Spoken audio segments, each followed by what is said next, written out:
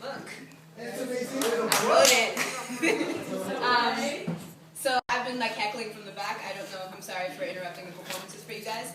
But before I launch into my sad poems, I really need to say, those two over there, Kate and Tashawn, well and often, they literally, like, I've been working on this thing for 2 years and then, like, being a lunatic and hiding it, and they made it a book. You know, I would still be, like, hunched over my computer, being a crazy, moving around margins and commas. But they, you know, they took it out of my crazy and made it a book. And they've, you know, Tashawn has been so patient with me every time I, like, send the frantic email at 5 in the morning saying, wait, that comma is wrong, I fixed it. So... There was like 5 versions. Yeah, and we didn't even change any words. It was all margins and spaces and commas and prepositions. Prepositions are important. So, also because we got to be out of here soonish, I'm going to read some poems. Yes. I love that. Don't make me cry. Guys, don't make me cry. I put on real life eye makeup today. I like made it symmetrical and everything. Don't ruin this. This first poem is the index card that Susie Knuckles carries around in case she ever runs into Old Dirty Bastard, a.k.a. Son Unique, a.k.a. Osiris, a.k.a. Big Baby Jesus, a.k.a. Joe Bananas, etc., etc. He's on my t-shirt. Mister, which came first, man or his shadow? This is a terrifying salesman of a world, the way it tells our boys that for the right price, they can survive their own deaths. What I meant to ask was, how much did it cost? Those houses, each one a man's body, each with its own name. Which one did you call home? You're right. The only difference between a prophet and a madman is his death. You're right. There is no such thing as drugs, or prophecies warped into drunken freestyles, or hip-hop. There is only alchemy, and the way a man can split himself into so many parts that the elastic of the soul that holds him together loses its stretch, and this is what kills him. But he survives. I understand that now. If you fill enough bodies, somebody will notice when they are empty. If you collect enough aliases, somebody will always know your name, right?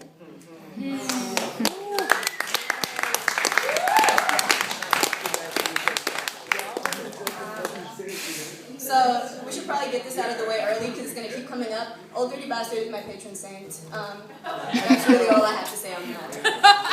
Next poem. Late summer. Joking over breakfast one morning, my uncle and brother agree that they will make sure the women they marry are nothing like me. We laugh together. They then in turn bring home women who are nothing like me. Gentle creatures with quiet hands, soothing words perched and primed at the backs of their throats, hearts open and ready to be made homes of. I remember the joke about how I am not the kind of woman to make a home of. I remember now that it was not a joke. However, all the woman's love I got stuffed into this little girl's body is yours, is yours, is yours, is yours.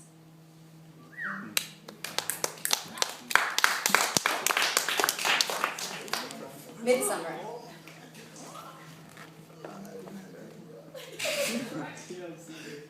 Midsummer. When I met you, I had so many secrets, all tucked up in my skull where I like to hide myself. You lured me out here, promised you'd sing to me all the time, but now you're all out of breath, washed me all out of your breath. You treat my name now like a foreign thing, a finished song, the dead language that you studied when you thought it meant you were a scholar, until you found out that I couldn't make a scholar out of you, couldn't make a scribe out of you, and what is a lover when held up against all these important things? Wow. What is a song like me compared to all the other important things you could be doing with your breath? Wow. That's okay. I know that I am not a language, just a strange girl borrowing words for boys like you to make into music. Yeah. You just made language sound so much like music that I thought you had a song for me.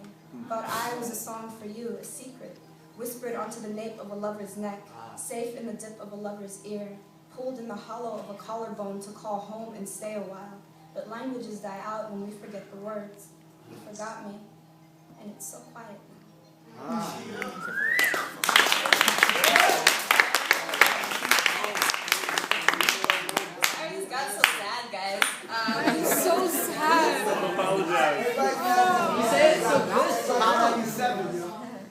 Next poem.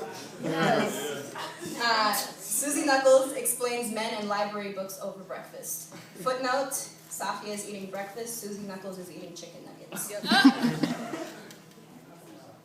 There is going to be the one boy with small, small hands, shiny eyes, and there will be no smart way to love him. You are a little book, ink and space for one word only, your own name, and still he will not read it. This will be your first day, the first day of your stint as the stupidest girl in the world. Seriously, on the train ride to see him, you will read an entire novel.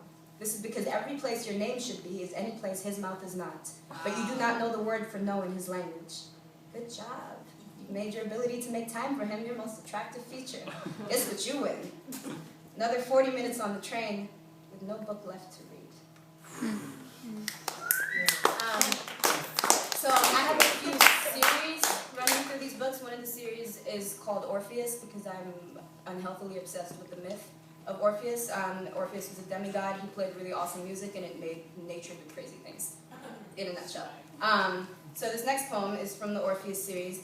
Just so we're clear, does everyone here know the Michael Jackson song Dirty Diana? Yes. Okay, cool, because if you didn't, we couldn't be friends anymore. So, Dirty Diana. This is Orpheus for Dirty Diana.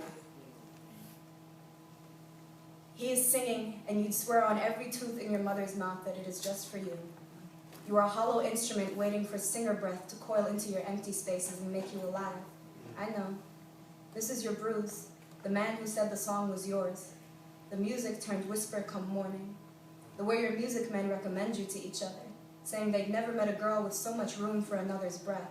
Like last night he hadn't found all the 20 prayers in your name.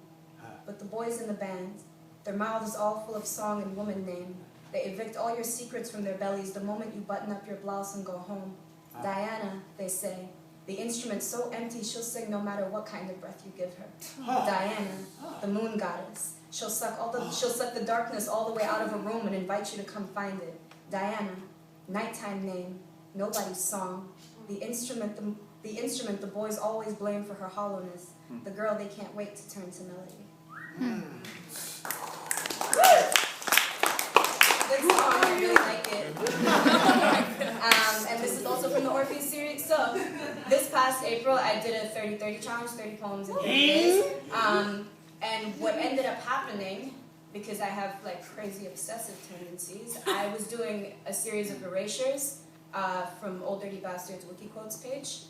So erasures are when you take a piece of existing text and erase things out and take the words left over and make them into a thing, which is what I did. So after doing many, and also that's the thing, they were like, I would do the erasures and then I would tack them up on my walls to figure out the order I wanted them in, and then I just never took them down. So if you had seen my dorm room anytime between like April and mid-May, it was just like ODB's wikiquotes page all over the far wall. Jahan, that used to be your side of the room. So this is an erasure of ODB's wikiquotes page. It's called What I Think You Are Trying to Say. Say nothing and the eye feels all lies.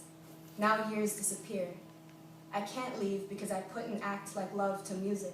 But really, on this earth, living and dying is a fire with no feeling. Wow. What? Keep this and outfit the children for what is beautiful. Like Einstein saying water comes from a place of perspective, and Picasso hanging on the wall. Pay nothing to this dying world. There's no name, baby. The big secret crosses all truth. Day can't keep a bird to understand what music is. Wow.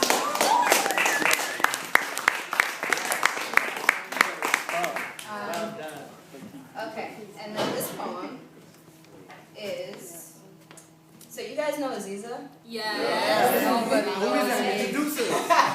I know her too, so I wrote a poem. For Aziza.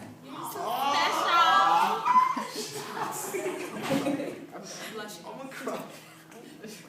No, if you cry, I'm gonna cry, and I have eye makeup on. Okay. So I can't do that. For Aziza. When we put our faith in the wrong places, like the thick hands of men who are still young and fumbling, who give out words like breath is not the thing that keeps us alive. When we put our faith in boys and spend our power on trying to make them the men that we love, their hands will be clumsy. They will not be brave. We are brave.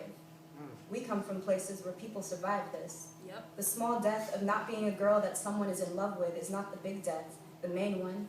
We will survive this. There are small resurrections for every breath that was lost. There is ginger tea and Wu-Tang Clan, oatmeal, and pleated pants, and the way the sky smells in the morning, no matter the cost. We have put our faith, put our whole selves, in the hands of men who were not brave, who were beautiful in every way we know, but who were not brave, and so did not know what to do with their hands after a little while. The fall hurt. Maybe they didn't mean it, but this does not make the hurt not matter. These men do not make us not matter. These men do not make us, even when loving them whittles us down to shapes our younger selves would not recognize, and when everything on the island of Manhattan is made too recognizable by their scent, their echoes, that time they held our hands and kissed the knuckles until our breath did not recognize our lungs. Just as they made beautiful life's Tuesdays, they make painful the nameless stretch of time their absence has made of the summer. Make mornings into slow searches for where we last left our breath and the parts of our eyes that allowed things to be beautiful without his face punctuating the picture. And if that particular kind of gaze is still draped over his skin, we will find new ones, more suited to different landscapes where the beauty gets to matter in its own right, not just as a frame for these men whose beauty made them the center. It is painful, but every moment since then has been its own small victory, a small breath of survival that will soon make up the air of days that belong only to us, where cowardly men with clumsy hands do not matter as much as their beauty makes them seem to. We will not fall into bitterness. It is summer after all. But we know now, going forward, that men who are not brave are not worth the breath they cost us. But we have more, and this is the thing that keeps us alive.